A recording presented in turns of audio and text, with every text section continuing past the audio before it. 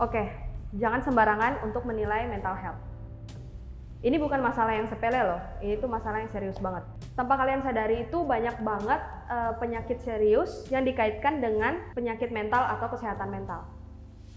Hingga yang paling buruknya itu memilih untuk mengakhiri hidupnya mereka sendiri. Nah, berikut ini jenis-jenis mental health yang harus kalian ketahui. Sehingga kalian bisa bantu orang dengan mental health atau kalian bisa menyadari jika kalian punya mental health.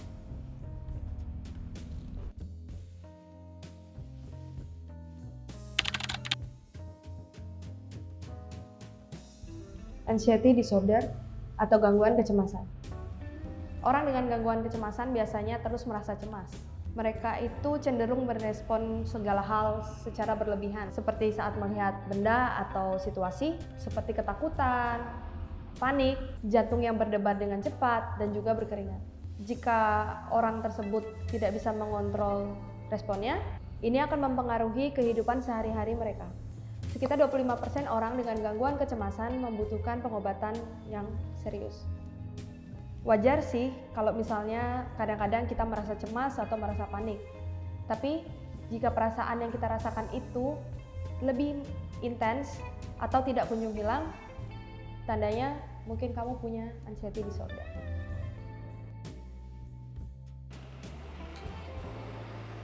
Bipolar disorder. Ini tuh gangguan hati atau mood yang sangat intens yang biasanya penderitanya itu mengalami dua siklus, yaitu siklus manic dan juga depresi.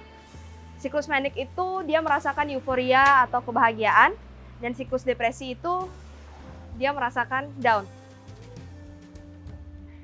Peneliti menemukan bahwa penyebab bipolar disorder itu sepenuhnya adalah dari gen. Sayangnya kondisi ini akan bertahan selamanya.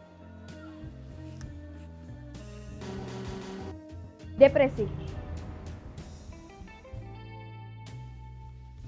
Terkadang kita merasa sedih, murung, stres. Benar nggak? Berbeda dengan orang yang mengalami depresi, mereka merasakan ini dengan lebih intens. Benar nggak? Depresi itu berbeda dengan suasana hati yang buruk karena ini dapat mempengaruhi dengan kesehatan mental dan juga fisik mereka. Depresi mengganggu kegiatan atau aktivitas sehari-hari, pekerjaan, dan juga hubungan.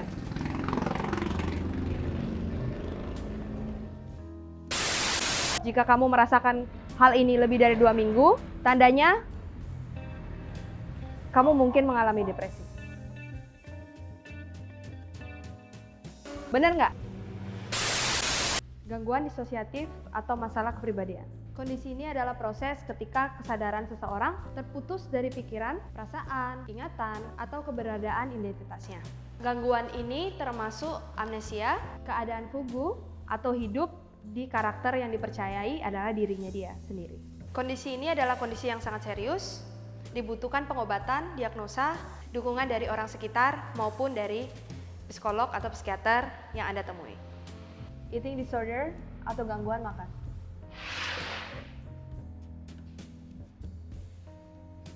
Kondisi ini bisa dialami oleh siapa saja tanpa memandang usia, latar belakang, atau jenis kelamin. Jumlah penderita eating disorder itu semakin lama semakin banyak. Dan pada umumnya kasus ini tuh paling banyak diderita oleh perempuan. Tapi tidak menutup kemungkinan lelaki juga bisa mengidap eating disorder. Kondisi ini tuh biasanya bikin orang nggak berhenti makan atau tidak mau makan sama sekali. Penyebabnya itu biasanya karena terobsesi dengan bentuk badan yang tidak realistis atau stres dan depresi.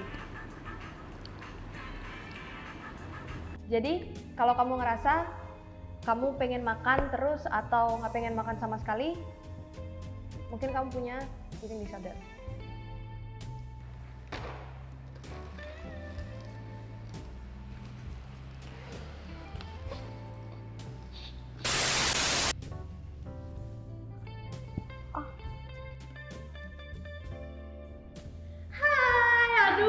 Lama nggak ketemu ya. Lama banget aku nggak ketemu kamu. Rambutmu udah sekarang pendek ya. Cincin kawin mana? Kamu nggak pakai cincin kawin ya?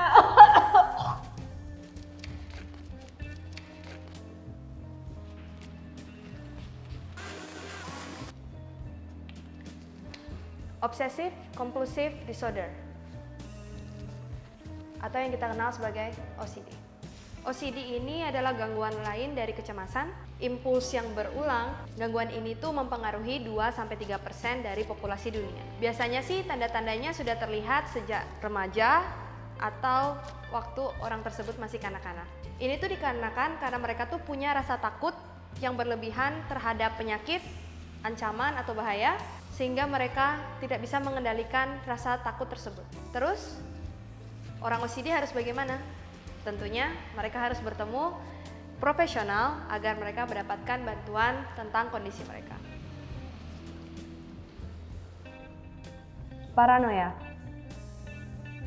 Orang dengan paranoia itu biasanya mereka tuh gampang merasa takut atau merasa terancam, gangguan delusi dan juga skizofrenia. Penyebab keadaan ini masih belum diketahui. Orang dengan paranoia itu biasanya sedikit agresif dan defensif, mudah tersinggung, tidak ramah dan juga argumentatif. We're gonna find something that's so dang fun that you'll have to come outside. Post-traumatic stress oxidative atau yang kita kenal sebagai PTSD.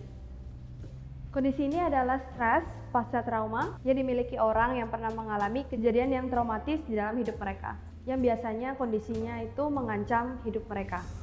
Kondisi ini disebabkan oleh kecelakaan, penyerangan fisik atau seksual, peristiwa yang berhubungan dengan perang, atau korban bencana alam. Setelah mengalami ini, mereka akan terus terngiang-ngiang hal ini dan mengingatnya seumur hidup.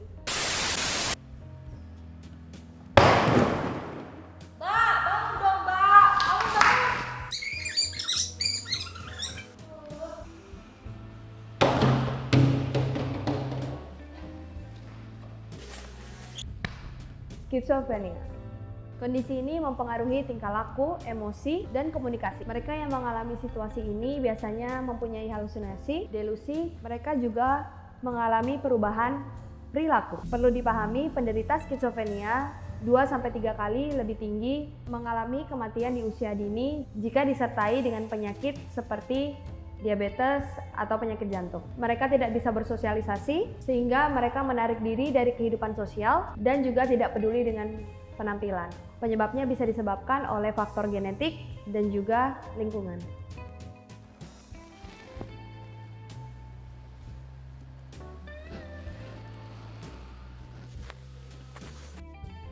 Jadi, kayak aku bilang di awal, mental health itu penting banget kan? Stop untuk berpikir orang yang punya mental health itu cuma mau cari sensasi atau caper ya.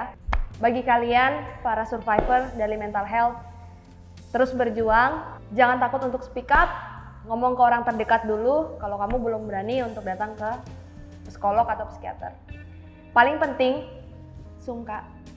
Jangan mendiagnosa diri kamu sendiri. Oke? Jangan lupa untuk like video ini, subscribe, dan juga share ke teman-teman kalian agar kalian bisa bantu orang lain yang mungkin mengalami penyakit mental. See you.